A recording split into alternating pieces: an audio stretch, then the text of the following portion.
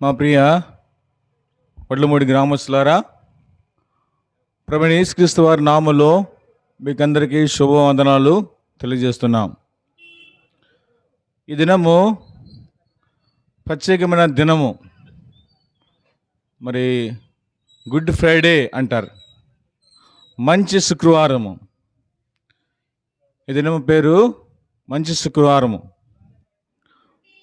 అయితే ఎవరి గురించి మంచి శుక్రవారం అంటే, మరి యేసు ప్రభువారు మరి కలువరి శిలువలో మానవాళ్ళందరి కోసము మరి బలైపోయిన దినము, అంటే చనిపోయిన దినము. ఎవరైనా ఇంట్లో చనిపోతే ఎంతో దుఃఖం అండి, ఎంతో దుఃఖము. అది మనకి మంచి రోజు కాదు. అది ఆ వారము మనకి మంచి వారం కాదు. అయితే ప్రభువైన యేసుక్రీస్తు వారు చనిపోయిన ఆ దినాన్ని మంచి శుక్రవారంగా మరి ఎంచబడుతూ వచ్చింది. మంచి శుక్రవారము అంటే ఎందుకు మంచి శుక్రవారం అంటే, యేసుప్రభువు వారు ఈ లోకంలో మానవులందరి యొక్క పాపల కోసము కలువరి శిలువ ఎక్కాడు. కలువరి శిలువ ఎక్కి వాళ్ళందరూ కూడా మంచి చేయడానికి, వాళ్ళందరూ కూడా విడిపించడానికి, అందరూ కూడా విముక్తి కలిగజేయడానికి కలువరి శిలువ ఎక్కాడు. ఆ కలువరి శిలువలో ఆయన మరణించాడు. అందువల్ల ఈ లోకంలో ప్రతి మానవాళికి కూడా ఈ దినము మంచి శుక్రవారంగా ఎంచబడింది. మంచి శుక్రవారంగా ఎంచబడింది. కాబట్టి ఈ మంచి శుక్రవారం విషయమే మీకు తెలియజేయడానికే బేతేరు ప్రార్థన మందిరం వడ్లమూడి అడ్డోడు నుంచి మేము వచ్చాం. ఎందుకు మంచి శుక్రవారం ఇది అంటే, లోకంలో మానవులందరూ కూడా పాపం చేసి నిత్య నరకానికి మరి వెళుతూ ఉన్నారు. ఆ నిత్య నరకానికి వెళ్ళే మానవుడిని తిరిగి పరలోక రాజ్యంలో ఆయనతో పాటు సదాకాలం ఉంచుకోవడానికి ప్రభువైన యేసుక్రీస్తు వారు ఈ లోకంలో 2026 సంవత్సరాల క్రితం ఈ లోకాన్ని దిగి వచ్చి 33.5 సంవత్సరాలు జీవించి చివరికి కలువరి శిలువలో మరి నా పాప నిమిత్తము ప్రాయశ్చిత్తం చేశాడు. ప్రాయశ్చిత్తం అనగా నీకు నాకు బదులుగా ప్రతి మానవాళి యొక్క పాపాలకి బదులుగా ఆయన కలువరి శిలువలో మరణిస్తూ వచ్చాడు. కాబట్టి కలువరి శిలువలో ఆ స్థానం అనేది నీది నాది, ఆయనది కాదు. ఆయన ఏ పాపం చేయలేదని రాయబడింది దేవుని వాక్యంలో, బైబిల్లో. ఏ పాపం చేయని వ్యక్తిని ఈ లోకంలో ఎవరు కూడా ఏం చేయరు, ఏ పోలీసులు ఏం చేయరు. కాబట్టి ఆయన ఏ పాపము చేయని వ్యక్తి ఆయన్ని కలువరి శిలువకి ఎక్కించారు. అది కేవలము నా యొక్క పాపల నిమిత్తమే ఆయన కలువరి శిలువ మరి మోసుకుంటూ గొల్గొతా కొండకు మోసుకుంటూ ఆ శిలువని మోసుకుంటూ వెళ్ళి మరి చేతుల్లో మేకులు, కాళ్ళలో మేకులు, పక్కలో బలింపొట్టు, అలాగే తలంతా కూడా రక్తసిద్ధం అయిపోయింది.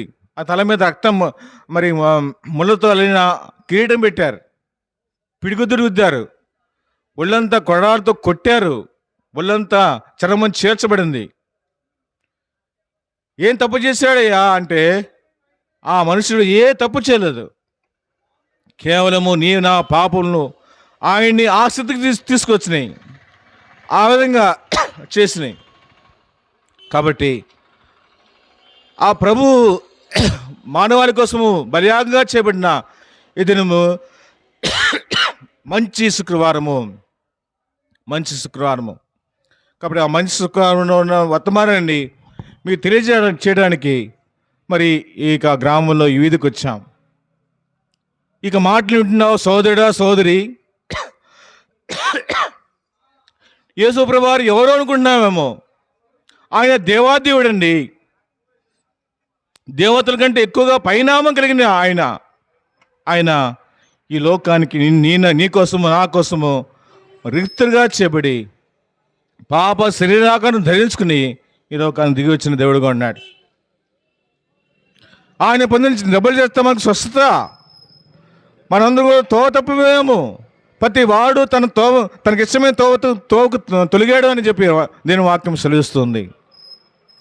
నా ఇష్టము నా మార్గం ఇది అని ప్రతి ఒక్కరు కూడా వెళ్తున్నప్పుడు దేవుడే నేనే మార్గము సత్యమును జీవనే ఉన్నాను, నా ద్వారం తప్ప ఎవడు కూడా తండ్రి యొద్దకు రాడు అని చెప్పాడు. అంటే పరలోక రాజ్యంలో చేరాడు. నేనే మార్గమును సత్యమును జీవను అంటే నేనే జీవము అని అంటే నేనే జీవచ్చేవాడిని అని అర్థము. నేనే మార్గం అంటే పరలోకం చేరడానికి స్వర్గము చేరడానికి నేనే మార్గము అని చెప్పాడు. ఆ ప్రభువు ఒక మాట సెలవిచ్చాడండి, ఇదిగో నేను త్వరగా రాబోతున్నాను, ప్రతి వానికి సిద్ధపరిచిన జీతము నా దగ్గర ఉంది, నేను ఇష్టానికి రాబోతున్నాను అన్నాడు. కాబట్టి ఆ ప్రభు చెప్పిన ఆ మాటని తీసుకోవడానికి మనం సిద్ధంగా ఉండాలి. ఆయన ఎదుర్కోవడానికి మనం సిద్ధంగా ఉన్నామా ప్రశ్న వేసుకోవాలి. మనము ఆ దేవాదేవుడిని ఎదుర్కోవడానికి సిద్ధంగా ఉండాలి. తప్పకుండా ఈ లోకానికి ఆయన రాబోతున్నాడు. మధ్యాకాశంకి వచ్చి తను నమ్ముకున్న వారిని అందరూ కూడా తీసుకెళ్తాడు. మధ్యాకాశంలో ఆ పెళ్లి మీద జరగబోతుంది. కాబట్టి అక్కడికి నిన్ను నేను చేర్చడానికి, మరి ఈ లోకంలో నిన్ను నన్ను సిద్ధపరచడానికి ఆయన ఈ వర్తమానం తీసుకొచ్చాడు. ఈ మాటలు వింటున్న సోదరి, పరమైన యేసుక్రీస్తు వారు నిజమైన దేవుడు. ఆయన నమ్ముకుంటే పరలోక రాజ్యం ఇస్తాడు. ఆయన నమ్ముకోపోతే నిత్య నరకం ఉంది.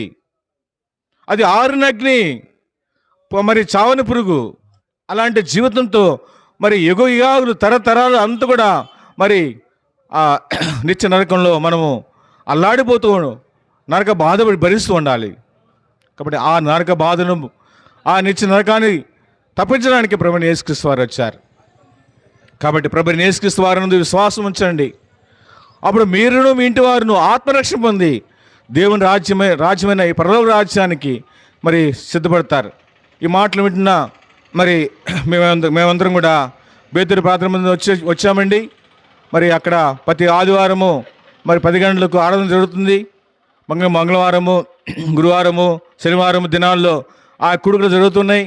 రండి, వచ్చి వాక్యం విని సత్యాన్ని గ్రహించి ఆత్మీయ మేలు పొందాల్సిందిగా ప్రభు బయట మీకు అందరికీ మనం చేస్తున్నాం. ఈ స్థలం ఇడిచి వెళ్ళకముందు మరి మీ కొరకు ప్రార్థన చేస్తాం.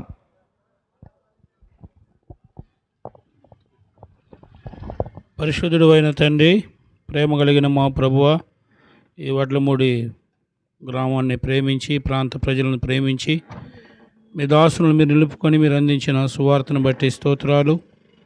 దేవాన్ని ప్రజలను మీరు దర్శించండి.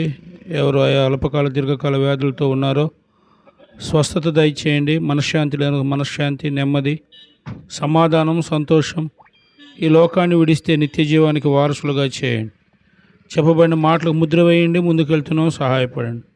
యేసు ప్రభు నామములో ప్రార్థిస్తున్నాం తండ్రి, ఆమేన్.